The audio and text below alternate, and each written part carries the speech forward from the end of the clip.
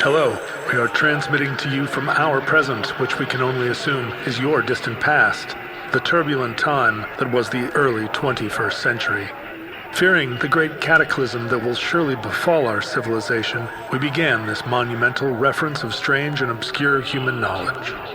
These recordings represent our attempt to compile and preserve wonders and esoterica that would otherwise be lost.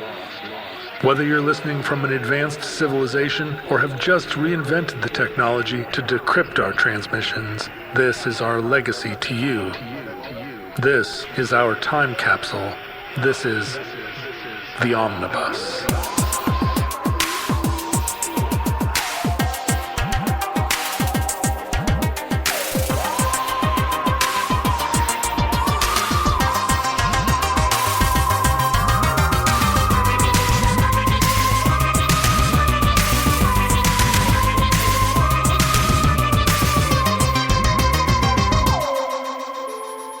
You have accessed entry 386.DA1125. Certificate number 40773. Thomas-Alexandre Dumas. What is it? The Count of Monte Cristo. Well, Simon! Richard, thank you for joining us on the Omnibus Project. Where are you broadcasting? Well, whither are you broadcasting? Hey, thanks, John. Thanks for having me. I am in Tallahassee, Florida. Tallahassee. Yeah. What one of the lesser known Floridas. Yeah. It's not the tourist center part or anything like that. It's lower Georgia, effectively. In some yeah. Sometimes. Do you think of yourself as lower Georgia? I see maps all the time where people are trying to redraw the Constitution of the United States. By Constitution, I mean, how the states are made up, and right. it always ends up that Tallahassee is the capital of South Georgia. Yeah, it's pretty rural up here compared to Central Florida, and of course, the Southeast and stuff like that. And are you affiliated with the military at all? I know that's a big presence there. No, in Tallahassee, not too much military here. Pensacola out west is a big, that's what I meant. base. Pensacola, yeah. right. Yeah, it's all right. I went to school at Pensacola, so I figured that's who you were talking about. So what do you do there in Tallahassee? I work for the FDA. I'm a milk and dairy specialist with the dairy division. And is that like a big, I think of dairy as being sort of a Minnesota, like a northern plains state thing. Yeah, we're all over. Most of our division is remote employees. We're kind of all over the country. We do have a lot of dairy in Florida compared to the rest of the Southeast, but yeah, of course, the Midwest is kind of where a lot of it's concentrated. And Pennsylvania and New York have a lot. California, Texas, but part of the job is traveling around, going to those states. I'm actually in the lab type program, so evaluating the laboratories that have to test milk to ensure its safety and quality.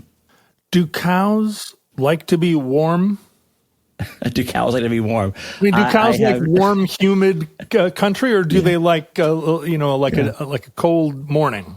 I don't know. Yeah, I deal with the lab side of it. I never see the cows. I just see the final product and the raw milk itself. But that's it. Right. So you've never interviewed a cow? Yeah, I'm never out there with the cows in my current position. So you join a long and venerable history of Omnibus listeners and futurelings who are in the sciences and professional careers. So I would assume that you would be here to do some sort of Omnibus episode that was based in biology or some kind of history of agriculture, because of course we've done quite a few of those. Sure. Yep. But that's not why you're here today. You're coming at this episode from what would be maybe an unexpected direction. Yeah, definitely not really science related. When I was in school, biology was definitely my focus, but I minored in history, always liked history and military history and whatnot. And so I kind of gravitate more toward those episodes more than the hard science episodes, to be honest. That's my day-to-day job. I like to get away from that when I can. And so what was your major? I mean, that's the craziest cocktail party question to ask somebody. Like, I feel like maybe we're in a bar in Pensacola. Yeah. What was your, like, how did you find your path to lab work? Yeah, kind of funny. My major was actually in marine biology. I lived in Florida my whole life and went to school on the coastal there in Pensacola, and really liked marine biology. Did that kind of stuff. But, unless you're going to stay in academia, the marine biology, or there's a handful of things out there, environmental. I started out doing environmental work with our state's version of the EPA. It's called the Department of Environmental Protection. Did that for a few years. That kind of got me into another position with our state Department of Agriculture, doing food safety testing. And I really just kind of gravitated toward that, and spent 17 years with that agency doing food testing, and then also doing sample collection and recall work and outbreak work and whatnot, kind of based on those sample results, and found my way to the milk side here at FDA. So my corny joke is I moved from sea cows to moo cows. Sea cows to moo cows. Yeah. I feel like finding your way to milk that's like a milk product advertising slogan that we haven't heard yet. But right. Yeah. So without getting too political, as you know, Omnibus always stays as far away from politics as we can. But is the work of the Florida EPA and a lot of this food safety stuff in Florida specifically, is it changing now with Florida kind of leading the charge in some of the, I don't know what you would call it, maybe anti-science? The department, as far as I know of, it's been 3 years since I worked for the state level, but they're still very committed to food safety. I still have a lot of friends that work in the area. Florida also became like a lot of states, hemp has a varying kind of quasi-legal status depending on whether it's medical or whether it's recreational and whatnot. And Florida's no different. It's kind of always up in the air. So a lot of our food safety testing is also taking on hemp testing to make sure that the products are safe biologically from pathogens, but also that the products that are sold just for non-THC don't contain those THC alkaloids that would push it into the drug realm. So I did not think we were going to get into hemp testing so fast. And neither did we, honestly. It came really fast when I was still at the agency, and they still do a lot of testing. In my own life, we did a lot of hemp testing, but it was very it was not a very rigorous testing, architecture. There was one point in the late 80s where there was a real hemp drought. We're going to call it hemp for the purposes of this conversation. Sure, yeah. Hemp drought in the United States. There'd been some interdiction and whole, the usual shipments from south of the border were all missing. But there was a bunch of weed that had clearly come across the border in a gas tank of some kind of, either in a semi truck or, they'd loaded these bales into a gas tank, and so all of the weed just reeked of gasoline. And across, and I was traveling across the country at the time, and everywhere you went, people were confronted with this gas weed problem, which was there's no other weed, and we all want to have weed, but this weed is clearly very, very bad, not just bad for you, but also very bad to smoke.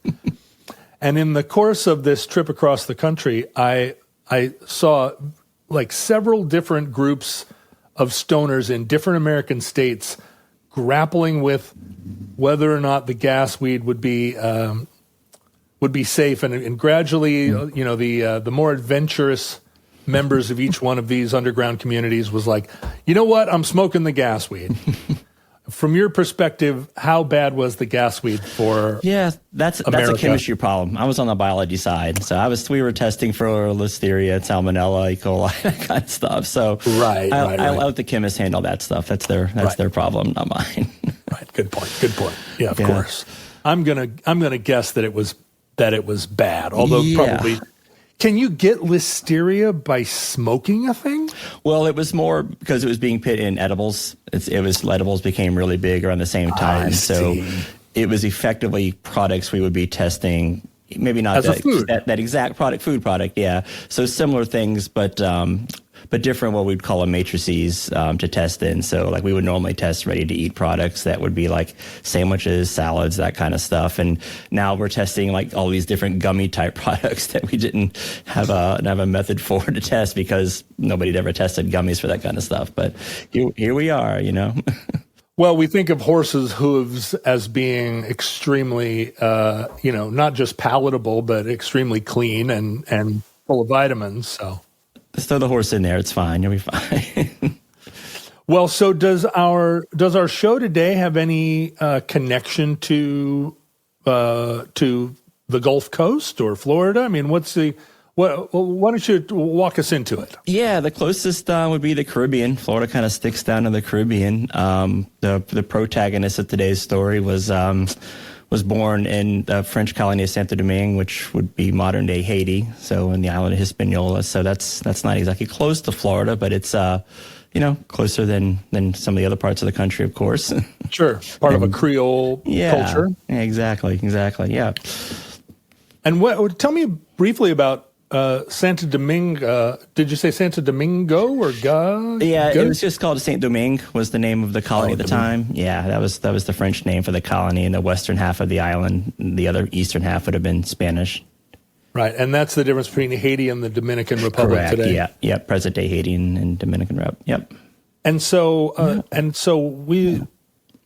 Haiti was maybe the first revolution against a European power in the Caribbean. Is that right, or is that how it gained its freedom? Yeah, I forget the details, but yeah, it's basically the one of the first like slave revolts that were successful. That's what it was. Yeah.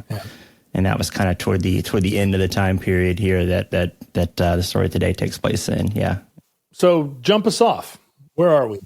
Well, I guess how I kind of discovered it is, graduating college. Now you're in the workforce, and you're expected to be a little more, maybe cultured and professional in your life, and realized I had some kind of glaring gaps in my literature knowledge, so to speak. So sort of wanted to just kind of read some of these classics that you've heard about, maybe seen the movie of, but haven't actually read the book for.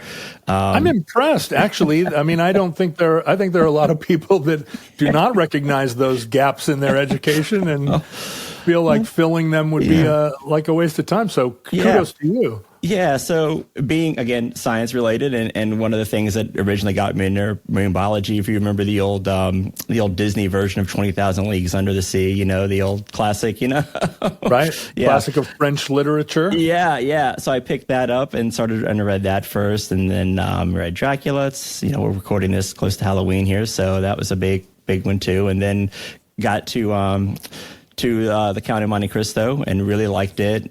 Since read it a couple of times, it's kind of become my favorite kind of fiction, piece of literature. And I think probably like a lot of folks, fiction literature is not exactly my go-to reading material. It tends to be some kind of history book or whatever. My wife makes fun of me because she'll be reading a book and I'm like, well, how many pages is it? And, she'll be, oh, it's 400 pages. I'm like, no, but really, how many pages is it? Because every history book has about 100 pages of notes and citations and stuff like that for somebody that's read it. And so, she's reading something and it's, fiction tends to go, it's the last page. What are the last pages? That's how many pages it is. Whereas when I'm reading that, well, only 3/4 of the book is that. The other half is, the quarter is reference or whatever. So, so that kind of became a go-to for me. I read it, once a decade or so since then, kind of go through it and trying to get my kids into it as well.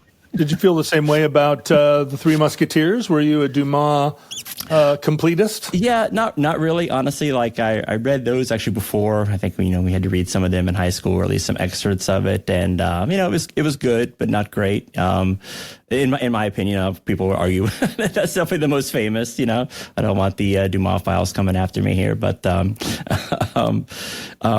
yeah, I kind of gravitated more toward the Count of Monte Cristo. I don't know if it's just the maybe I'm just a little more revengeful or something. I don't know.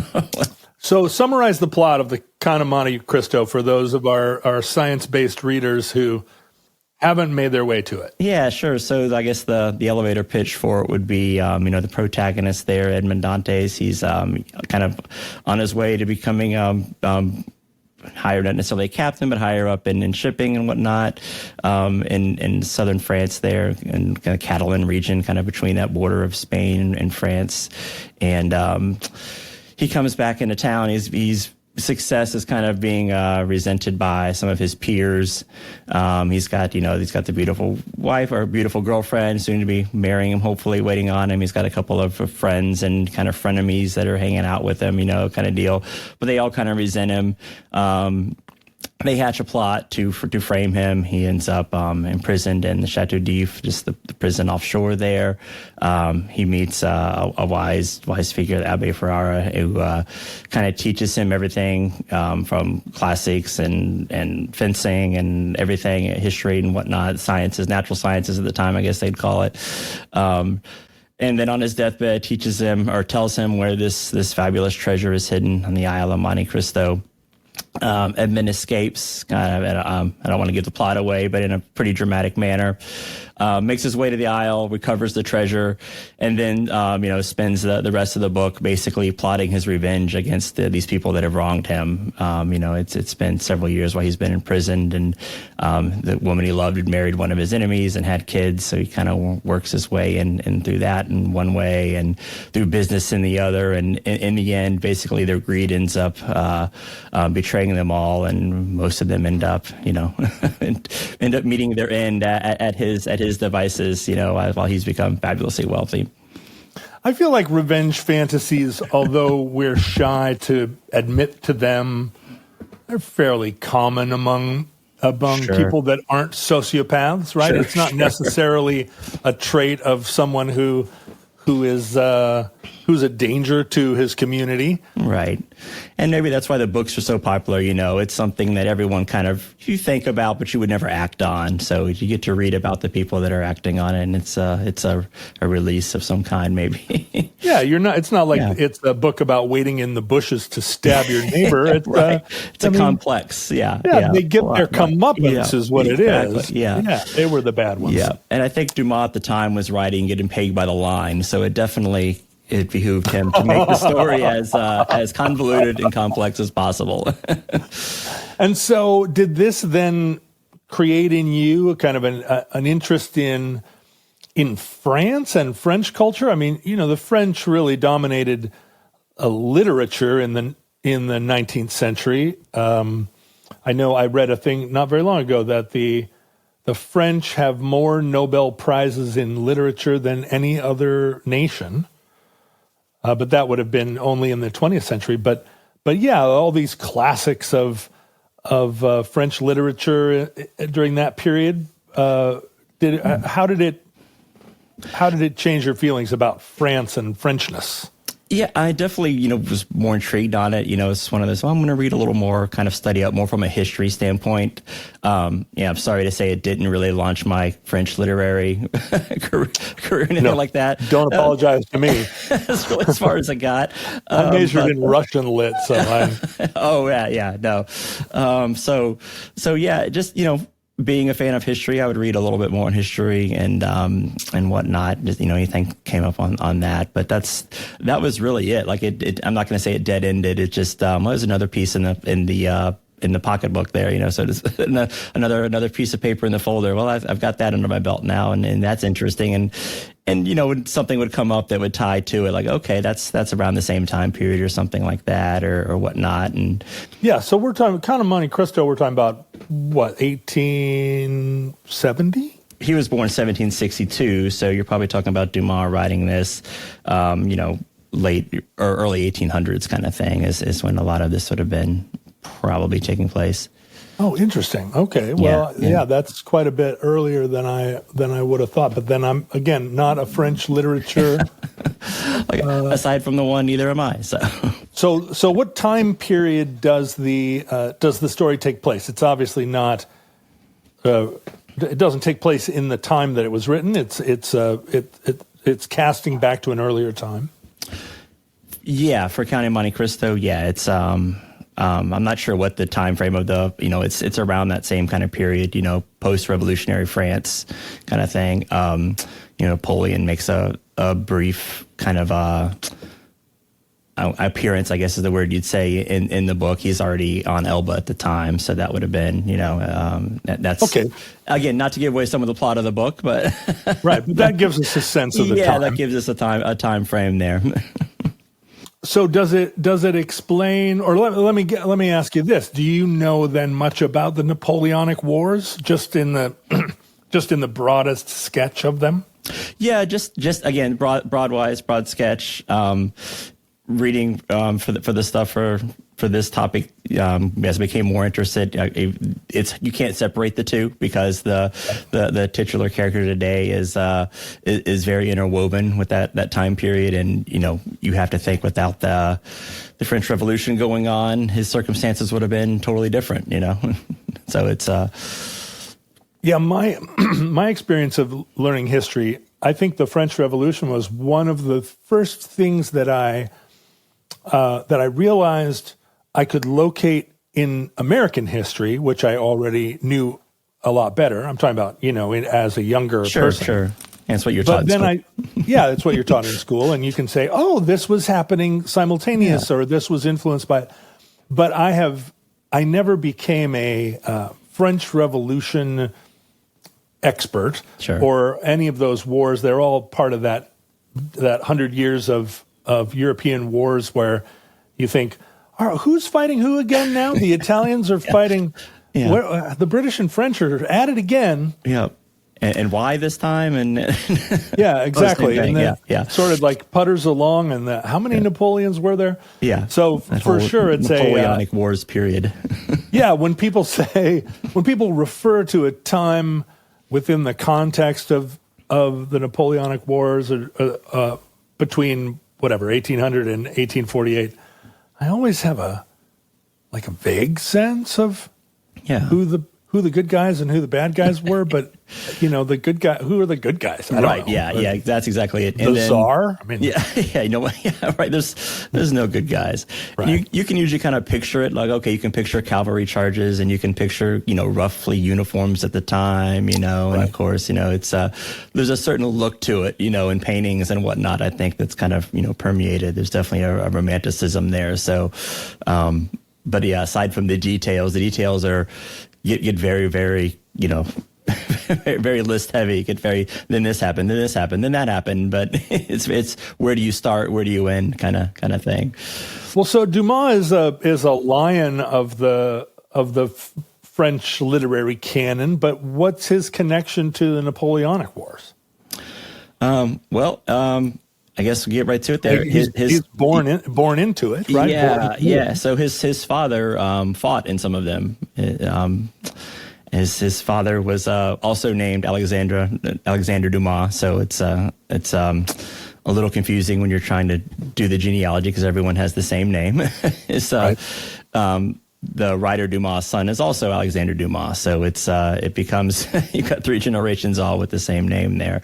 And am I right that the writer becomes Alexandre Dumas the father, and his son is Alexandre Dumas the son, but Alexandre Dumas the father has also a notable father. Correct. Yeah. Yep. Correct. And his father there is again Thomas-Alexandre Dumas, Davy de la Pietri, if you want to give his full name there. And I should have warned you ahead of time on this, but this is probably the worst topic for me to pick, because I don't speak French, and it's riddled with French names and places and whatnot. So when I'm writing my notes on this, Alexandre, yeah. So if I go in and out trying to pronounce a few things in French and then back to English version, that's why. Well, I think work on it. Knowing a little bit about the Futureling community, and it has a kind of global scope, your light Gulf Coast lilt, I think people are going to appreciate very much, and you convey a very regional American energy. So perfect. Yeah, okay. Yeah, it's a long history of mispronouncing things on the show, right? That's fine. Oh, that's right. That's my stock and trade, right? That's right. Can't say a damn thing. Yeah. So yeah. Also, so, I just not to interrupt, but I know that futurelings who are watching this on YouTube are going to be very curious about your dog. Okay. Who keeps appearing on the couch and then taking a little walk and then coming back. What can you tell us about your dog? Yeah, that's our dog Gabby. She's a rescue lab pit mix. She's very sweet. She actually lays on the back of our couch. She thinks she's half cat. So you see her getting on the couch and then getting on like the top of the couch to look out the windows. Yeah, she's perches herself up there. I don't know how she's like 65 pounds. Like you do not fit up there on the couch, but that's her. She's ruining the couch. Clearly. Yeah. We're gonna burn through couches at this rate, but no, she's very sweet. I'm sure you'll hear some more about this. And you had a cat too, I saw. We do have a cat that walks around in the back. Yeah, he's an indoor outdoor, so he's out there sometimes, and he's also very pushy. You'll hear him meow sometimes. All right, well, good. I knew that people watching it were going to be like, when are you going to talk about the dog? That's all we care about now. Yeah, right. But about that dog. One thing I've learned as I've gotten older is just how different we are from one another, emotionally, intellectually, physically, and yet there are so many instances in life where we try to apply a cookie-cutter approach to solving problems. You know, what works for me isn't necessarily going to work for you. And one of the big ways that we do this is in healthcare, in the way that we treat our bodies. You know, it's assumed that none of us should eat carbs, that none of us should have a glass of wine. And in fact, it's absolutely not just more than likely, but demonstrable that we each have very different physical needs in the same way that we have different emotional needs. And I think a really interesting new way that I'm kind of pursuing understanding this better is by tracing my biomarkers in blood tests that normally I would just sort of, do the usual, like cholesterol, high blood pressure, diabetes, just give me the top level rundown. But in fact, I'm also trying to eat better, eat more nutritiously, but I'm trying to basically solve a problem and I don't know what the problem is. I mean, I can try keto or paleo or fasting, just kind of hoping, shooting at a target, just hoping that I hit it. But food isn't just fuel. It works with or against my genes or my hormones. And am I low in magnesium? Am I low in vitamin D? What does that actually mean? And how am I supposed to adjust my diet or my behavior to compensate it? And that's why, since I've been focusing on my nutrition more and trying to improve my overall health, I'm so excited about function. And it's not until you actually see your biomarkers that you understand what your body truly needs. The marvelous thing about function is you get access to over 160 of the most critical lab tests that cover everything from heart health, hormones, metabolism, nutrients, toxins. It tests your inflammation. It discovers and reports on stress markers. You can add MRI and chest CT imaging. It's all tracked in one secure place over time. And it's supported by super duper health leaders like Dr. Mark Hyman, Dr. Andrew Huberman, Dr. Jeremy London. They're all behind function. Once you have your data, everything changes. You stop guessing. You start eating for your biology. You can be precise and choose the foods that actually address what your body needs, because food ultimately is the best medicine. So, function isn't cheap. It's not just like a sign up and forget it or buy it once for $5. But Omnibus is offering you the opportunity to get a major, major discount on the price of function. You can own your health for only $365 a year. That's $1 a day. So if you use the Omnibus link, you go to functionhealth.com/omnibus, use the gift code Omnibus25 for a $25 credit toward your membership. So that's $365 a year, $1 a day. Use the code Omnibus25 for a $25 credit toward your membership. I have my Function membership, and I am having my tests done as we speak. And I'm super excited to take this new kind of leap into understanding my own physiology and what my body needs. So join me at Function, functionhealth.com/omnibus. Here we are, Alexander Dumas the First. The first, yeah. So he was actually born as a slave on Saint Domingue. His father was the Marquis David de la Pietre, from a French family. Obviously, he had two other brothers. They'd all three joined the military. One of his brothers had moved to Saint Domingue, there to present-day Haiti, and kind of married into a Creole family, and had started working with a sugar plantation. His wife's family had a sugar plantation there. That was, if you think of cotton around the Civil War time as being the big crop in the Southeast, sugar in the islands was the same kind of level of it run the economy at the time. Right, because they could make rum out of it, right? Yeah, and rum too in this time period. So. Kind of became kind of wealthy. This is also a time period where in France and other parts of Europe, you have that kind of mixing of blue blood and people that have just recently become rich, nouveau riche, whatever you want to call them. You know, you've got folks that have a title or landed that are, from a what would be, I guess, a well-known family at the time. But they're maybe running out of money a little bit. Lifestyle's kind of caught up to them. Economy's changed, whatever. Revolutions obviously happening around the world at the time. So they're looking to increase their fortune. So they're looking to, marry their kids off into families that maybe aren't aristocratic, but have the money. And, you've seen that numerous times. Sure, me too. That's when I look at my own retirement, I'm like, well, my daughter is charming. So yeah, maybe that's going to help me. How many princes are there in Monaco? Come on, there's got to be a few more, right? So yeah, so his brother sets up on the island there. Thomas-Alexandre's father, again, his name, the middle name to keep him separate is Antoine. So it's Alexander Antoine David de la Pietre. Wouldn't be Dumas yet. That comes in later. But he comes in to the story after his brother's been there a few years. Kind of freeloads off his brother a little bit. He's helping out in what he can, but again, he's aristocratic family, so let's how much is he really probably doing aside from spending the money, right?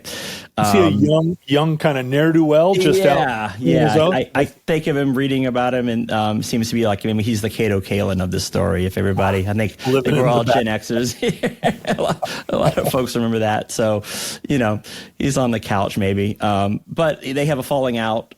So Antoine takes a couple of enslaved folks that he has with him to kind of the western side of the island there, and sets up shop there, and it's basically not really heard from again for decades. The namesake of the family, a Marquis in France, passes away. The other two brothers move back to France. Try to start, maybe making a fortune there, bringing in their title into play. Again, France is starting to kind of see the beginnings of revolution, maybe starting to peak up there, and the late 1700s there. And they try a couple of different money-making schemes, for lack of a better word. One of them marries off, just as you just hinted at, marries off his daughter to someone who's got some more money. The bridegroom thinks that he's getting into a family that's wealthy, and vice versa. But the reality is both of them are kind of broke. Well, that happened in my grandparents met in France in World War I, and I think they both kind of hoodwinked the other into thinking that they were marrying into a family with substantial means. And it was only after they were married and got back to the United States that they realized, wait a minute, I thought you had money. It was, it actually had a very shaping effect on my personality as the trauma reverberated through time. Yeah, so they go back, try to break up the title.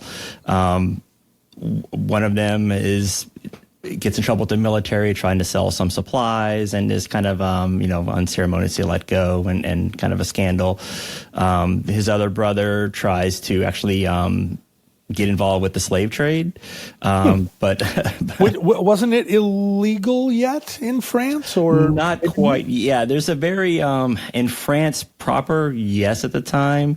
But on the islands, of course, that was what was running the economy. So there was a very, very sort of, gray area, I feel like. And even in France at the time, before the revolutionary period, you've got, it's legal, but you also have a lot of free men walking around too as well, that, maybe it's a little bit like today where it's illegal, but it's definitely, some people aren't going to treat you like a normal person in that society kind of thing. They're going to recognize you as being an outsider kind of thing. So I think slavery is on the main mostly illegal around the world now. Although, as you might guess, there are still pockets of it, right? Right. Yeah. There's I've seen, I don't know if it's true or not, but you can see statistics that there's actually more people enslaved now than there were at any other point in history. It's just that we don't know about it as much, and because there are more people. More people too, and you've got a lot of rural areas and countries that look the other way, or depending on it for whatever reason. So I don't know if that's true or not, but that's what I read. Yeah, it seems like the type of statistic that would shock and dismay you, but then when you think of all the ways that you can be indentured, right? Yeah, and have it not be exactly bound in chains, but indentured in 100 other ways. Right. Yeah.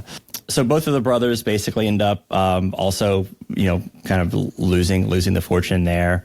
The brother that tried his hand in the slave trade also tried some smuggling through some nearby ports there, actually on the Spanish side of the island Hispaniola. And there was a little small island that he would use to smuggle his stuff, which at the time was called Monte Cristo.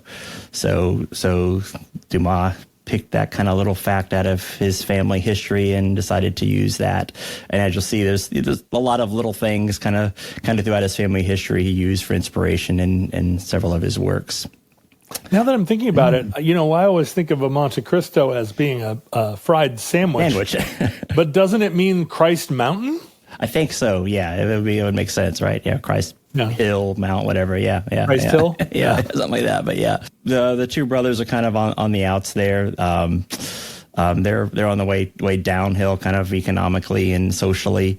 And then the long lost third brother, who had fled, decides to come back to France and start to claim his title that he is owed. He's the last surviving brother at the time. The other two have since passed. So he becomes the Marquis. The heir apparent, the Marquis. Correct. Yep. He in the meantime, he has sold off all of his property, including several of his own children that he had with a woman he had purchased named. Her last name was Dumas, so that's where our count gets his name at some point. He takes his mother's maiden name. Antoine has sold his property, including several of his children that he had with a woman that he had purchased named Mary Celeste Dumas, who would be our title characters. Here's his mother as well. And he had a fourth child as well that he didn't sell right away. He kept him. And just as he was about to leave to France, apparently he was maybe running out of money, so he sells him as well, but with the right to repurchase him when he got the means. So, wow, this is just such strange language.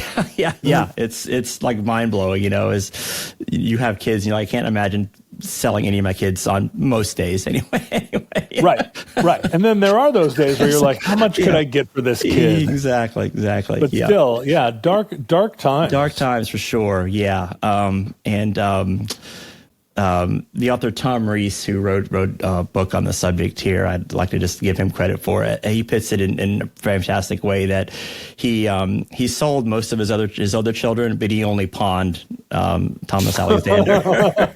So he wanted to get him back. He saw something in his youngest son where he was like, maybe it was guilt, who knows? But yeah. Mm-hmm. So he gets back to France. Finally, gets a little more money up now that he's the Marquis. And again, he's definitely a schemer. He's got it with his brother's daughter, so it'd be his niece has married someone, again thinking maybe both of them are getting into a wealthy family. Kind of takes advantage of them, thinks that he can flip their estate and whatnot to get money back. And was there an estate or did the Marquis inherit? Yeah, he had an estate, so and various other properties. And over time, Antoine ends up basically selling it piece by piece, and then eventually outright to kind of fund his lifestyle. He does repurchase Thomas-Alexandre back, brings him to France, and then basically starts trying to make up for lost time. Eventually ends up selling the estate outright for like an annuity to his I guess it'd be his nephew-in-law. And then him and young Thomas moved to Paris, and he starts getting Thomas trained and in the classics. Trying to have a formal education, catch up to it. His father has him enrolled in the La Boissière Academy. Mm-hmm. And trained under the Chevalier Saint George, which was at the time a very famous fencer and a composer, as well as just an all around kind of swashbuckling person of himself. And was Alexander at this point? Did he read as a black person? Was he very much identifiable, noticeable as a person of African descent? Yeah, definitely. And at the time, this kind of neoclassicism time period in French and French culture, you have an era that it's exoticized, but in kind of a classical way, where maybe France was seeing itself as the new Rome or something, the new Constantinople, as this really cosmopolitan place on a historical stage, and we've got people from everywhere that are living with us. So it was. So he was called the Moor or something. Yeah, or something. Yeah, it would have definitely been. He was orientalized. Yes, exactly. It would have been. Look how grand this person is and how exotic he looks. And but at the same time, there definitely would have been an undertone of racism, which I'm sure we could all appreciate even today. So right, but that's interesting to think of France at the time and now. Yeah, I think having a very different relationship to multi-ethnicity than maybe even. Well, London, certainly Berlin. Sure. Yeah. But yeah, so he does definitely read as someone of color, black. They use the word Creole a lot, which doesn't necessarily mean black. It just means someone born in the islands at the time. So you could have a person that just all European blood that was still considered Creole, although nowadays Alexander Hamilton, yeah. But today we kind of think of that more as being, a black infused type thing. Sure, a mixture of races. Sure, yeah, but not at the time period. But yeah, and that's actually one of the first kind of thing we have in Thomas-Alexandre's handwriting. He gets into a little bit of a scuffle. He's at a play or a show with a young Creole woman who's white. And there's a white naval officer who recognizes her and, is trying to pretend that Thomas is just her lackey or a servant kind of thing. And, she couldn't possibly be romantically interested in this man. And so him and his friends kind of rough him up a little, want him to kind of, beg for mercy. And he doesn't, gets into a scuffle, and he writes out a police statement to the effect that here's what happened. I was escorting this young lady about town kind of thing. And he signs that police report as Alexander Dumas. So that's kind of the first time we see him use that appellate there. But so Dumas at this point is living in an aristocratic society as a young aristocrat. So he's not. There isn't a cultural kind of impediment or wall that would keep him out of aristocratic society, despite the fact that he's kind of other.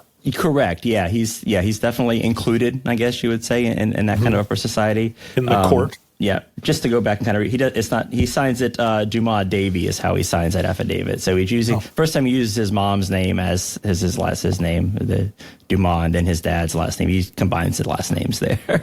It becomes a kind of nom de guerre.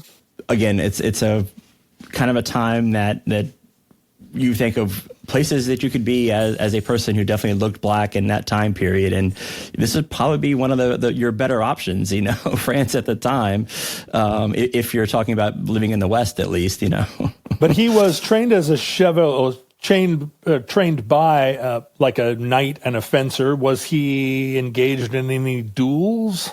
We'll skip ahead a little bit there. He enters the French military as a private in 1786. He's 24 at the time. His dad is still alive for a few more months at least. Antoine says, "Well, you're not going to join the military as a private and then drag our family name kind of down at the lower class ranks of the enlisted man. That can't be done." So he makes him enlist under a nom de guerre, fake name there, and that's the first time where he does use the Thomas-Alexandre Dumas as his name. So his original incarnation deserts the French military and he re-enlists under a different name as an officer. Well, no, he just enlists as that. His dad just forbade him to enlist using the family's name because he didn't want the name to be, as he called it, drugged down to the level of the enlisted man when they were supposed to be an aristocratic family. I see. So he does enlist as a private, just not as correct. Yeah, but under a false name there. I see. Yeah, so he enlists with the 6th Regiment of the Queen's Dragoons, and the Dragoons are, they're not cavalry. They fight with horses, but not on horseback. The horse is just to get you from one place to the other to then dismount and fight. It's helicopter cavalry today. Think of it that way. A lot of, it's just moving the troops around.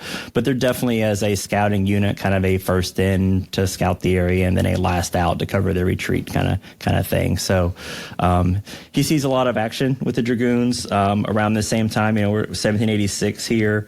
We're creeping up to the French Revolution, and that really gives Thomas a chance to make a name for himself throughout this time period. Yeah, would the Queen's regiment have been referring to Marie Antoinette? Would she have been the Queen? I don't know. Yeah, that's a good question. And maybe it was just a historical regiment. There's some other historical queen, or would it have been Antoinette herself? I don't know what the history is of that unit. Would be interesting to see if it was a historical unit or not. Yeah, probably was a historical unit, but the queen inherits, right? The new queen would have been the titular queen, as you say. Yeah, sure. But while he's in the military, there's kind of a legend of his kind of prowess and his strength kind of just balloons. And it's one of those things where there's probably a basis of truth here, but it's a little unbelievable. He fights 3 duels in one day and only suffers a small gash, besting all of them, which again, that's in the kind Three Musketeers. You have D'Artagnan doing that same feat. So again, taking some kind of tales from soldiers tales. There's a story of him being able to pit 4 musket like pistols in his fingers, like put a finger down the barrel of each musket and then lift it up without, bending his wrist kind of thing. So he's got like 4 of these heavy pistols just with his fingers in the barrel, lifting it up. So seems a little far-fetched. My personal favorite is that he was such a good horseman and so strong. And he was 6'1" at a time when most people were like 5'5". So he stood out for his height alone, much less, looking black in a European society as well. So he was such a good horseman that he could ride his horse around a covered arena and then come to a beam and then grab the beam above his head and then wrap his legs around the horse and lift himself and the horse up off the ground, which really starts to strain credulity there. It does. Yes. And are these legends about him, are these retconned by his son and that literary reputation, or were these kind of legends about him in his own time? Yeah, I think legend in his own time. His son definitely wrote his biography and attributes it to tales from, various sources that he had talked to, compatriots at the time kind of thing and whatnot. So you definitely get the biographer's hearing it secondhand, and it's his father, of course, so he wants to maybe embellish it a little bit. But at some point, you have to be like, "Wait a minute, you had to have known this." That's not going to happen, I don't care how. My daughter, I'm sorry, rides horses, so she's. I'm around horses a lot. I'm like, that's a little too hard to believe. Yeah. Well, as someone who has tried to lift only 2 pistols by putting my fingers in the barrels, I can attest it's very difficult. Yeah, and that it's one of those things. He probably did 1 or 2, and then the next year it's he did 3, and then as the story embellished, it gets better and better. That gets us up through kind of his first times as getting into the military, and then the next kind of intervening thing is the French Revolution really starts, and I know you've obviously spent a lot of time in Europe, John. I don't know if you know more about that, obviously, than some of us. Well, as a student, right, you can't avoid the French Revolution, especially if you're a student of America. It keeps coming up. But yeah, right, it would have been, he was in the military already and had been participating in European wars, and then the revolution happens. This is kind of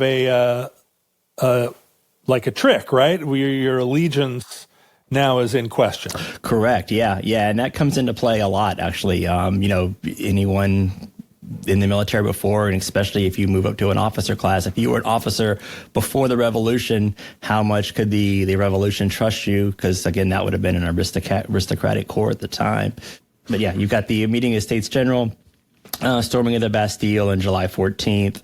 And then you have this period in July and August of 1789, kind of known as the Great Fear. And that's where you've got just, open revolt. So every little town and village is kind of scared of roving mobs of bandits. Maybe it's the revolutionaries coming, and if you're more of an aristocratic type town, you're afraid.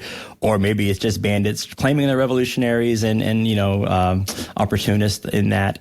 So Thomas and his unit, they're deployed to the town of Villers-Cottier.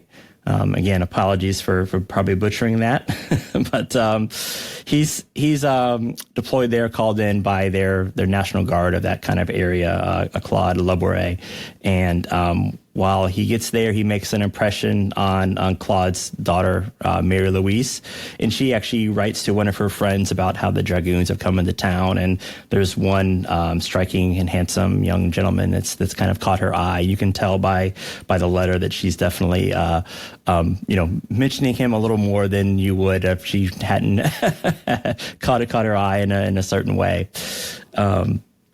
So he becomes engaged to Julie later on that year in December, but his soon-to-be father-in-law only makes one request of him, that he wait until he becomes a sergeant before they actually have the wedding, because at this time he's still just on enlisted. I think he's a corporal at this time. So he wants him to become at least a sergeant to show that he's capable and whatnot, and going to be able to provide. And as we'll see, he far outstrips that requirement from his soon-to-be father-in-law. And is this common at the time in the military, do you think, where, because I know it's uncommon in our current time that someone would start as a private and have the opportunity and the ambition to advance all the way into being an officer? Yeah, I think most definitely. I mean, you think of, especially nowadays, someone who's an officer is going to, probably not come up through an enlisted rank. They may come up enlisted and then go to OCS or something and then become an officer. But, most officers are coming out of an academy or an ROTC program or, some kind of college program and going to OCS and then becoming an officer. And even if they were, you're talking about, years to go from one to the other. If you're starting out as enlisted, Thomas he rises very quickly in revolutionary France, which you've got to think that also has a big part of it, because you've got people on both sides fighting each other. So there's definitely room for advancement there. But he rises up to kind of head of the military, the topper rank of the military, in a little over a year. So that's he goes from enlisted man to general in a year. So it's in a year. It's yeah.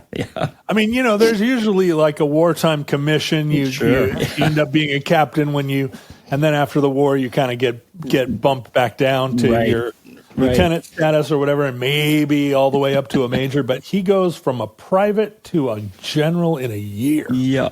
And again, it's not just like straight up through the ranks. There's there's reasons which we'll get to that throughout the revolutionary causes.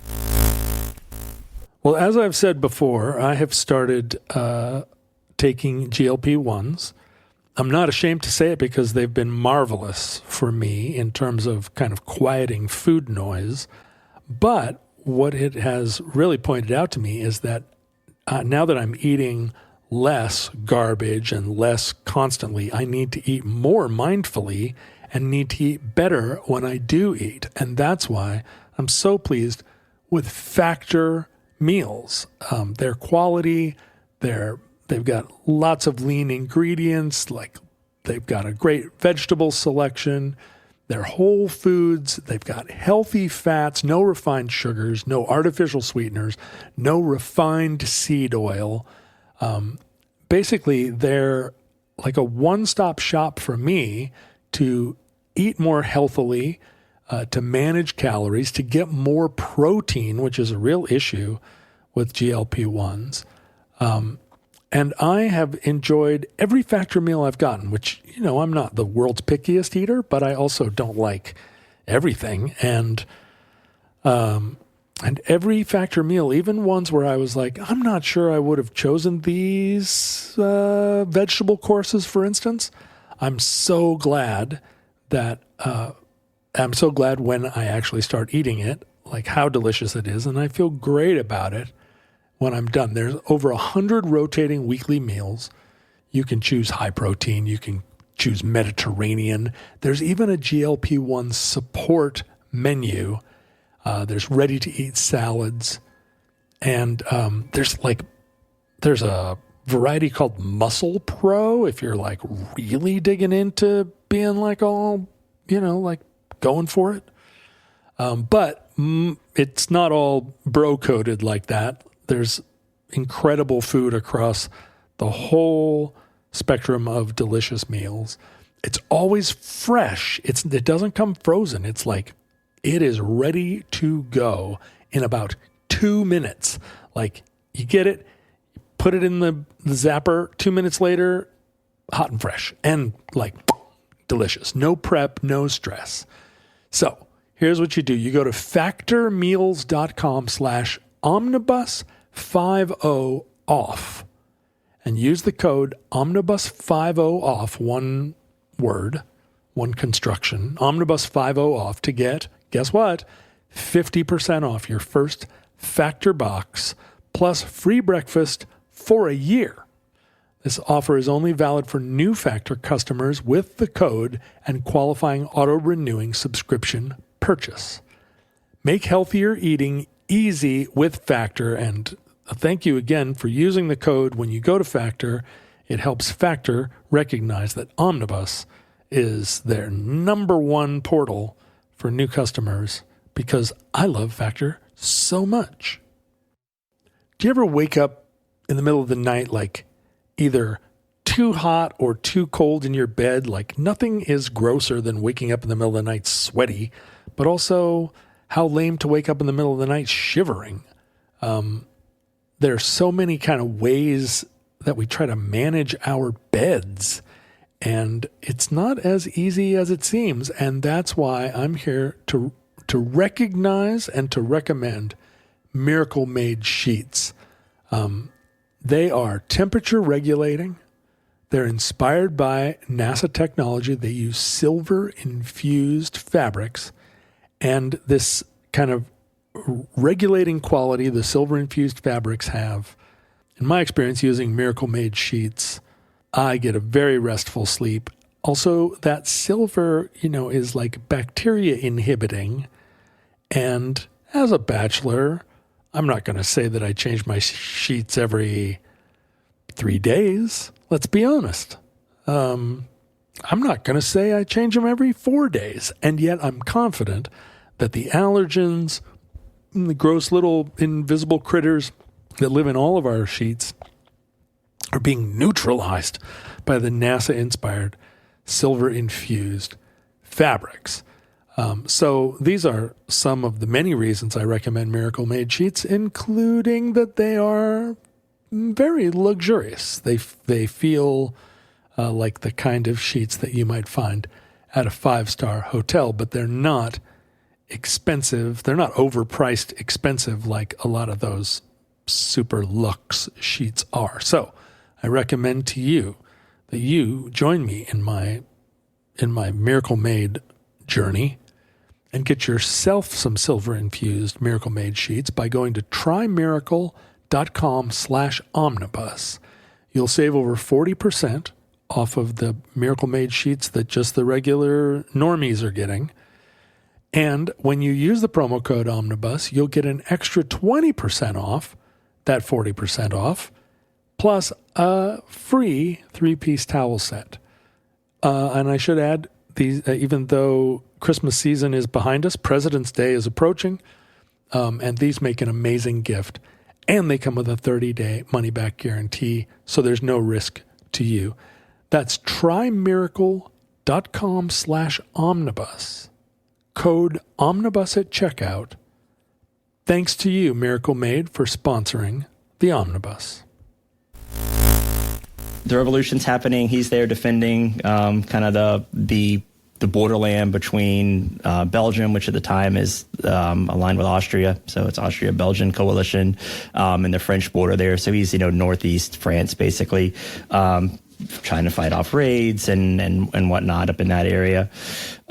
His first kind of real big recorded claim to fame with the military happens in August of 1792. He's a corporal, and he's leading a small kind of 4-man scouting mission near the town of Mald, and he comes upon like an Austrian raiding party, and he kind of like Han Solos it, I think is the best way. In original Star Wars, he's chasing the stormtroopers around the corner, and all of a sudden there's a bunch of them.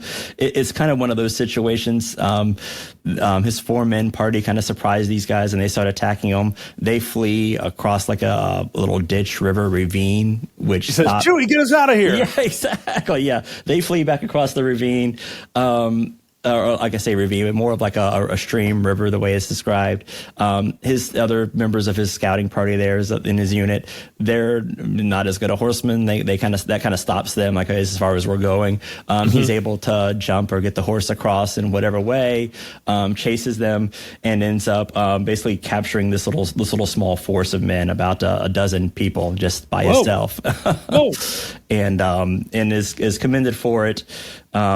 Prisoners were kind of rare back then. They either fled or you died on the battlefield kind of deal. So it's a big deal. The local newspaper at the time writes about it. And he kind of becomes a minor celebrity kind of for this little action that takes place. Right. That's pretty great. Okay. So yeah. he's not just promoted administratively, he's showing real valor. Correct. Yeah. His skill on the battlefield becomes, not just in the back. he's definitely seen as a lead from the front kind of commander, person in command there. Yeah. Mm-hmm. So that ends up again giving him some credit there. The actual French Revolution, as it's not just immediately guillotines and we're off kind of thing. It's a slow workup process. The monarchy's kind of still around, but doesn't have much power at the time this happens. But eventually that gets abolished as well, and the Free French Republic is officially born in September of 1792. So now there's not even the pretext of a monarchy. We're straight up into the French Republic at the time. But we're not. But Napoleon isn't yet commanding the army. Correct. Yeah, he's still a soldier. He's an artilleryman at the time. He's an officer, obviously, and commanding some troops. But he's not Napoleon as we think of Napoleon quite yet. But But with the advent of the French Republic being born, it opened up the option for a lot of other things to change in the military. One of them was the establishment of legions. So think of like the French Foreign Legion being famous for its thing. This allows France to kind of bring up the French Republic rather to bring up these legions that aren't necessarily tied directly to the military, but are still fighting alongside the military. They're kind of operating alongside, but with them. And one of them wants to be established is a free Black Legion of soldiers. Free in this case meaning free from the military, but of course, if you've got Black soldiers, freedom means kind of a two-edged word there. So these were mercenary kind of? It would have just been citizens at the time, possibly mercenaries, but other members that were already in military units that wanted to do maybe something else. So you kind of get a bidding war between these couple of legions for Thomas-Alexandre. He's kind of known throughout the soldierdom for being just kind of a general badass, for lack of a better word. And then his mauled action there has made him a little kind of minor hero, minor celebrity there. So you get kind of a bidding war between two of these legions that want to be primarily Black recruits. Originally, there's the Free Legion of America in the South that wants him to come aboard with them, and they're going to make him, I think, a lieutenant. And then there's another legion that's headed by the Chevalier St. George, who, of course, had trained Thomas when he was younger. He already knew him and his abilities. He's formed the Hussars of Liberty and Equality, which I can't think of a more Napoleonic era title for the Hussars of Liberty and Equality. It's got you can picture the hats. Right. Liberté, Equalité. Yeah. So the other group was called it had America in the title. What were they actually fighting in French America? At the time, American at the time in France would have just meant somebody from the colonies, probably Black. So, kind of similar to Creole, but definitely had the Black connotation. So it was an American kind of thing. It was exotic again. So he ends up with the Hussars of Liberty because they're going to give him a higher commission. He agrees to be the first lieutenant for the Hussars, so he gets promoted from corporal to lieutenant by joining that legion. So that's a pretty big jump right there. You're already skipped over all the enlisted ranks right up to lieutenant. The Hussars want him to be their first lieutenant. But then St. George, with his Free Legion of Americans of the South, he counters and makes him a lieutenant colonel, so his second in command. What? Yeah. Well, and what's interesting, right, is he grew up in enough in society that he would have had the manners of an officer. He would have been able to to be in that world comfortably. He would have had all of the trappings, I guess you could say, to be in that. So and again, the Chevalier was the commander of that Legion, so he already knew him from training him, knew how well he was, and of course he was like I said, a minor celebrity at the time. So they kind of, hey, we're having an all black Legion, we want this guy on it because he's kind of the most famous Black troop we have at the time. So they definitely want him on their side. So he does end up there with the Black Legion. He then he marries Mary Louise in 1792 back in Villa-Cotier. So he's, his father-in-law wanted to be a sergeant. Well, he's second in command and a lieutenant colonel. So he's definitely, well surpassed what the prerequisite there. So then French Revolution is continuing. Of course, King Louis loses his head in January 1793. So then you've got, kind of that era of the French Revolution starting to fire up, and then of course by the spring you've got the Reign of Terror kind of officially starting, where the Committee of Public Safety and people are being denounced and beheaded kind of in mass there. While all this is going on, Thomas-Alexandre is back in northeast France along the Belgian frontier in a town called Mauldre. And he's just constantly sent out on outposts and leading patrols. And there's reports of him, he captures a 14 men and a post of 40 soldiers. So his reputation's kind of growing, just taking prisoners and capturing these little forts and in these little like cross-border actions back and forth with the Black Legion there. But with the Reign of Terror kind of comes a grand opportunity. He's promoted to the armies of the North in January of 1793, where he's been promoted from a dragoon corporal to a brigadier general in about a year. So now he's up to brigadier general. 1 month later, he's made general of division, so he's commanding 10,000 men by the summer of that year. And who are they fighting on the Belgian frontier? Are they fighting Austrians? It would have been, Belgium aligned with Austria at the time. Mm-hmm. Or as a colony of. And then he is appointed commander-in-chief of the Army of the Western Pyrenees to fight against Spain. And so the Army of the Western Pyrenees has had kind of a Darth Vader situation kind of going on, where they've gone through 4 generals in the past few months.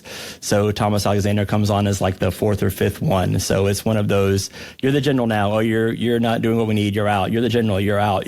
So it's very much a command that may be seen as a little risky at the time. But he does succeed. And in the winter of 1793-94, Thomas is once again transferred, this time as commander of the Army of the Alps, which is, again, he's the general there. Now fighting the Italians. Fighting the Italians, yep. And it's 5 large departments spread across the mountains. Of course, that's not exactly a nice, easy plain that you could form up in these kind of typical Napoleonic war type fashion. It's fighting mountain passes and mountain forts and whatnot, while he's the commander there. And this is kind of the high point of his career, really. This is as commander of this army. He becomes the general of the Army of the Alps there in 1793, 1794. The next time a person of color gets to be that high of a rank in a Western society is Colin Powell, when he becomes chairman of the Joint Chiefs in 89 or 90. No kidding. Yeah. And again, 200 years later. Yeah. Depending on how you want to call the ranks, is that the exact equivalent rank, or is it just the highest general? If you want to say it's just the highest general, then he's the first person of color to attain that highest general rank since until Chappie does in the 70s, right, as the Air Force general. So still, you're only about another decade or so off between those two in the grand scheme. But yeah, literally, 150 years later. And there were other black generals in the French army kind of in that period, right? The Napoleonic era. It wasn't entirely unknown. Sure, there would have had to have been, I would think, yeah, especially with forming those Black Legions, you would have had to. Well, Chevalier himself, he was a general at the time, and when he hired, recruited Dumas into that legion, so he would have been one as well. But yeah, it definitely wouldn't have been the only one, but certainly the one that was making the name for himself the most, kind of in society. Right. Yeah. So, the Army of the Alps there is fighting, trying to open up passes into Italy, which then, of course, would open up an invasion into Italy proper. He takes place in a battle near Mount Cenis, takes the pass, the Petit Saint Bernard Pass as well, and then ends up fighting for the actual fort at the Mount Cenis as well. And it's sort of a guns of the Navarone type situation, where there's really, it's a heavily defended fort at the top of mountains. It's defended on one side by just an ice cliff. So it's very, very protected kind of uphill battle the whole way. But he does lead his army into victory, and they do end up capturing the fort. And this was what year? This is in February 1794. Okay, so still Napoleon is not yet leading the First Republic. Correct. Yeah. Napoleon is actually, at the time, he is also in Italy, though. Wouldn't he? He's in Italy. He is with the Army of Italy. And he actually, the first correspondence we have between Napoleon and Thomas-Alexandre is during this time period, actually. Napoleon writes to Thomas-Alexandre requesting some cannons. He wants more cannons. Being an artilleryman, that's not surprising. He wants more cannons. But Thomas rejects him, basically says, I need my cannons. I'm trying to attack this pass and attack this fort. So, right, Alexander would have been his superior officer. At the time, it would have been outranking him, yes. Yeah. Or at minimum equivalent, again, depending on how you want to divide up the ranks at the time. But but in a totally different unit. Yeah. Right. So it's his kind of first slight against Napoleon, strike one that he doesn't really forget. If somebody denies you cannons, I mean, that is, talk about revenge fantasy. Yeah, right. You're like, one day I'm going to get those cannons. Cannons one way or the other. Right? Yeah. Because of this, now Thomas-Alexandre Dumas there, he's become kind of a celebrity. He's the hero of the Alps. He's opened up the pass into Italy. He's constantly kind of having to defend his actions and sometimes inactions because, the weather in the Alps in the winter and spring isn't exactly the best to try to launch an offensive against. So he's constantly getting letters from the Committee of Public Safety to, you need to do something now or we're going to pull you as well. And he keeps kind of pitting them off. When he's finally successful, though, they write to him and they want him to report back to Paris for questioning kind of thing. Again, like you said earlier, you were in the army before the revolution and an aristocratic upbringing, so your allegiance is kind of questioned kind of deal. He pits him off, though, and delays his return, which may have saved his life because in the intervening time is of course the coup against Robespierre. So by the time he gets back to Paris, Robespierre has already been put to death for his reign of terror, and that's ending. So that's a good excuse to forestall the trip. Yeah, exactly. So it definitely helps him out. Maybe that's the lesson there. Maybe try to delay as much as you can. Sometimes if you think it's bad news, you never know what can play out in the meantime. In just a few weeks' time. When they call me back to Washington, I'm definitely going to take the slow road. I hear you. So after his actions there, he's sent back into a different army. He just keeps getting moved around. Everyone kind of wants his prowess to lead their army. He's sent to the Army of the West in a campaign against the Catholic and Royal Army. These are royalists that are now revolting against the revolutionaries, revolting against the New Republic in the Vendée region in France. So he gets there, and the army is kind of in an appalling shape. It's very corrupt. We'll sell our weapons for money. We're gonna just the standard kind of rape and pillage as we traverse the area kind of thing. And he brings some order back to the army there and sets it back on the right track, and is actually thanked by the population there at the end for kind of reinstilling it and kind of protecting the lives and property of the citizens there, but through getting that army under control. Again, he's really making a name for himself there. He's already, really, really up in the army. He ends up also being assigned to the Army of Italy before the siege of Menuda. And here he's stationed, actually, he's under Napoleon at this point. And again, this is another one where he gets there and he's kind of appalled by the nature of the army under Napoleon and kind of their lack of discipline. With right, the probably appalled by the paucity of cannon. Right. Yeah. Right. Coming back to haunt him. Yeah. Right. Yeah. You guys should have asked for more cannons this whole time. Why did you ask for more cannons?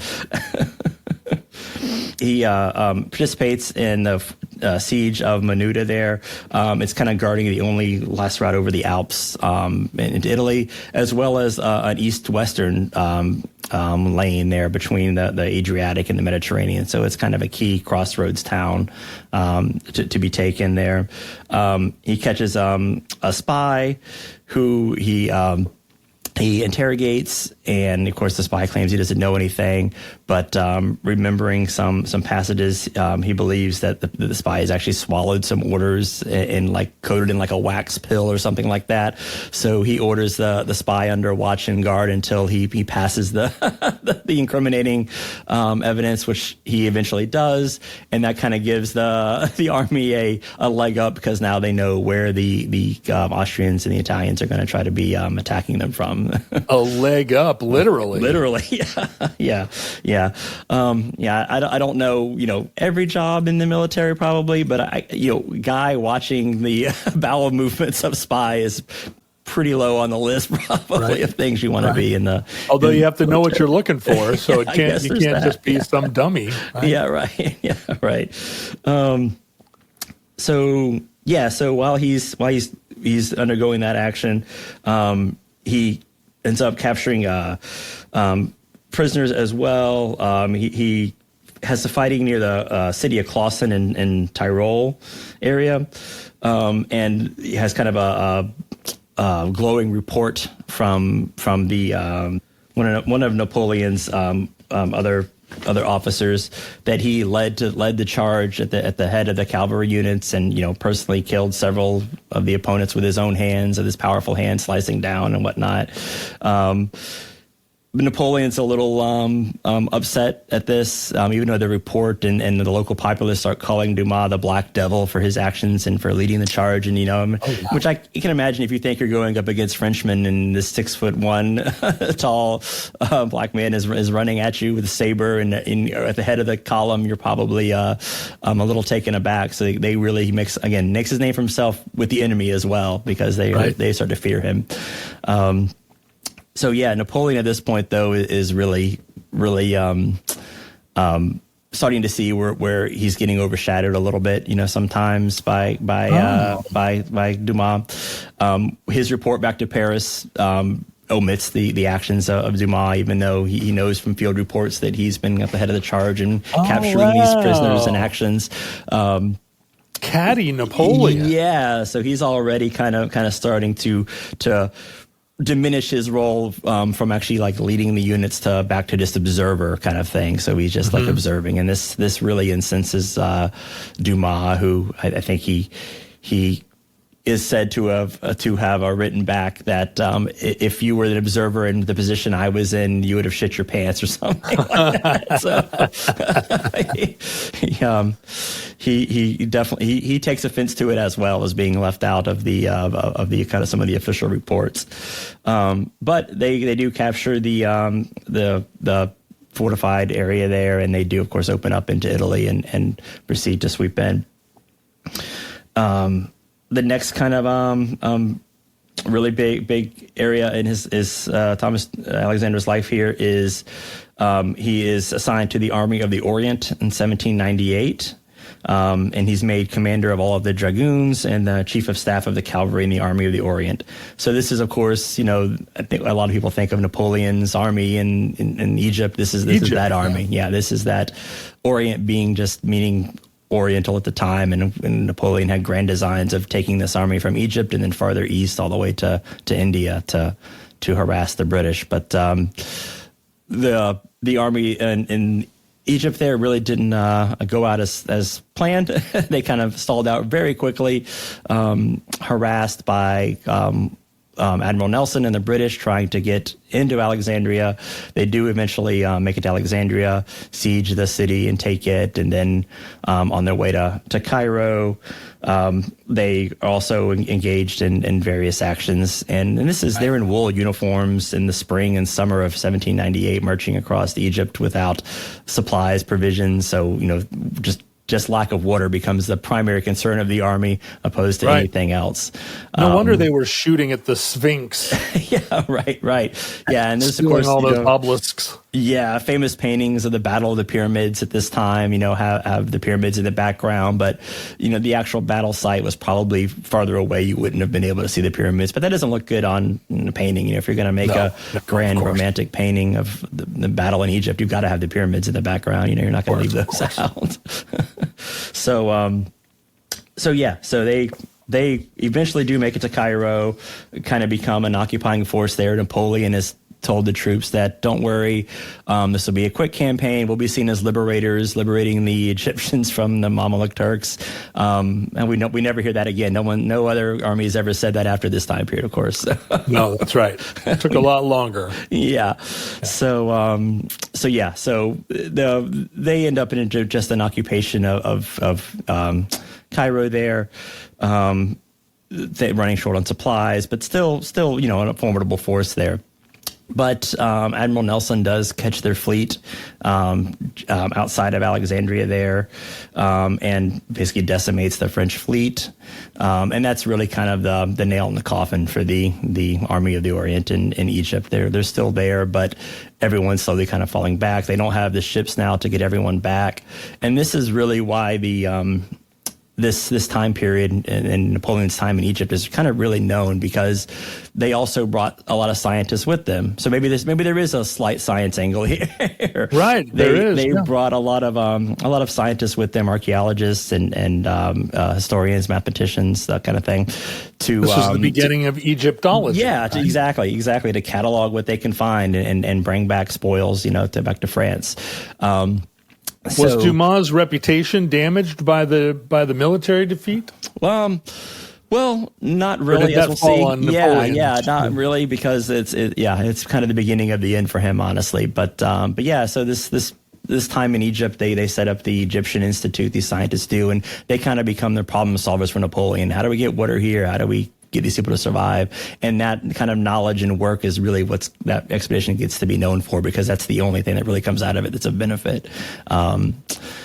Napoleon does ends up just leaving Egypt kind of unceremoniously. Like, supposedly he doesn't even tell his second in command he's leaving. He's just up and gone one day and just goes back to France. Like, he's done with it, but he's fine just leaving the army there.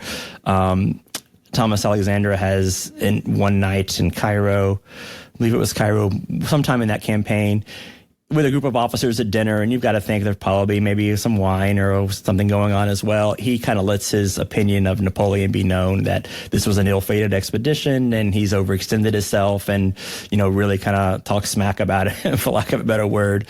And, of course, that gets back to Napoleon, who's now he's got two strikes on him and already doesn't like him.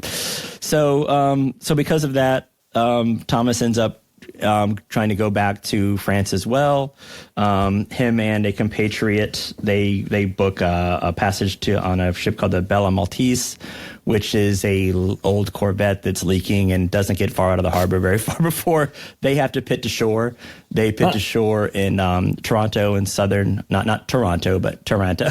Taranto, yeah. in southern Italy, which they think is a friendly port. Which would have been unfriendly territory, right? Yes, they think it's friendly because it had some revolutionary zeal when they left, but it has since reverted back to the crown. So they're imprisoned. And here he's imprisoned for several years.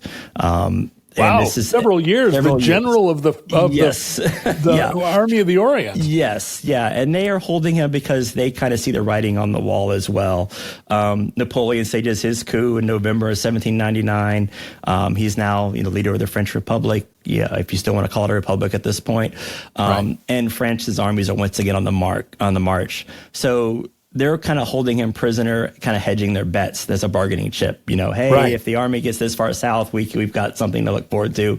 And the reports out of his prison time in his biography counts that as the time went on, kind of the different governors and different jailers that he had, their attitude changed toward him, and they kind of, what do you need? Is there anything we can make your stay? They kind of start sucking up to him a little bit, anticipating the eventual French master again. That maybe he's going to be the boss in not very long. Yeah.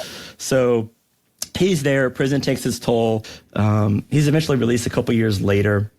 In 1801, March 1801, he's blind in one eye, deaf in one ear. Half of his face is kind of half paralyzed. He thinks his jailers have been poisoning him at some point. And of course, this becomes his son's, impetus for Edmond Dumas spending his time in jail. He does eventually, make it back to France and do his wife. But things just kind of go back on downhill. They write letters to the Republic and to Napoleon himself, and they're just blown off. Nothing is ever given to him. His pension is never paid. Napoleon walks back some of the more liberal race laws that France had at the time. In May of 1802, there's new race laws issued that kind of open up the door to slavery again in the territories. 1803, interracial marriage is outlawed, and Dumas has to get a kind of special recompense to even live in the city he's at as a black man. So he goes from hero to the Republic to prisoner to, kind of outcast, within just a few years, due to Napoleon's whims and the outcome of the revolution. And he eventually dies in 1805. He's diagnosed with cancer in 1805, and he dies February of 1806 is when he actually passes away. No pensions paid to his family. Paris does erect a statue of him in 1912. In 1912? In 1912, it takes them, about another 100 years or so to actually get to get a statue of him. But it's torn down in 1941 and 42. You can probably guess by whom. You can probably guess by who. Yeah. Yep. The Nazis tear it down, burn it down, smelt it. So as of this writing, there really isn't a statue to Dumas. There's a where the old statue was at in Paris, there is a monument to all of the enslaved folks that had perished and that helped build French society at the time. And Dumas' name is listed, but there's not an actual monument or anything to him, himself for all that he accomplished. What was his son, Alexandre Dumas, was he recognized? I mean, did those racial laws ever affect him, or did he either pass as white, or was he grandfathered in somehow? Yeah, he would have been 6 at the time that his dad passed, and so it would have been a gradual rollback of those race laws, of course. And right. Napoleon didn't last forever. Napoleon didn't last forever either. So I think he definitely did, look black. He did not, I don't think he was able to go undercover or anything. So it was definitely, people knew him. But I think at the time by the time he got famous enough because of his writings, of course, it was maybe a little better in society at the time. Right. But yeah, at the time when his family, when Alexandre Dumas, the writer, when he was 6, the family was more or less, destitute. It was just him and his mother and his siblings, and they had no way to support themselves. And it wasn't until Thomas really started writing, the writer became famous, that they were able to rise above it again. Wow, a legendary family on a couple of different of different eras, and always kind of starting from nothing again. Yeah. It's a constant reset, and our time period now. I'm reading a lot about revolutionary France, getting ready for this, so it's kind of hard not to see parallels with some of the things going on today. And I do want to thank Tom Reese's book, The Black Count, is where a lot of this information came from. So I definitely want to give a shout out to that. Well, Richard, this has been a fascinating entry in the omnibus. Thank you so much for coming on the show and, expanding certainly my knowledge about the era and these awesome historical figures. Yeah, well, thank you very much. Thank you for having me. I appreciate it. Big fan of the show, a long time, so I was definitely jumped at the chance. All right, great. Well, yeah, you're in the very earliest cadre of new entries in the omnibus, so we appreciate it a lot. Thank you, sir. And that concludes Thomas-Alexandre Dumas, entry 386.DA1125, certificate number 40773 in the omnibus. Futurelings, as you know, social media is an unholy trash fire, and we disavow it. Yet we contribute to Facebook and Instagram at Omnibus Project. Fans of the show congregate on Reddit, Discord, Facebook, and elsewhere under the group sobriquet Futurelings, and you can find them threaded throughout the internet under that search term. Our address for email, which was a popular form of written electronic communication in your distant past, was and is theomnibusproject@gmail.com. Physical mail, postcards, packages, and talismans may be sent care of the Omnibus Project to 609 Southwest 150th Street, number 48084, Burien, Washington, 98166-998. Our show is listener supported, so please continue joining our Patreon community at patreon.com/omnibus project. Membership in that community comes with a treasure trove of perks, including years of photos, show notes, outtakes, studio shots, and mail, as well as monthly addenda episodes featuring emeritus co-host Ken Jennings, and depending on the level of subscription, perks including executive and exclusive merch items and bonuses. All Patreon members get early access to weekly episodes on Tuesdays instead of Thursdays. Well worth the money.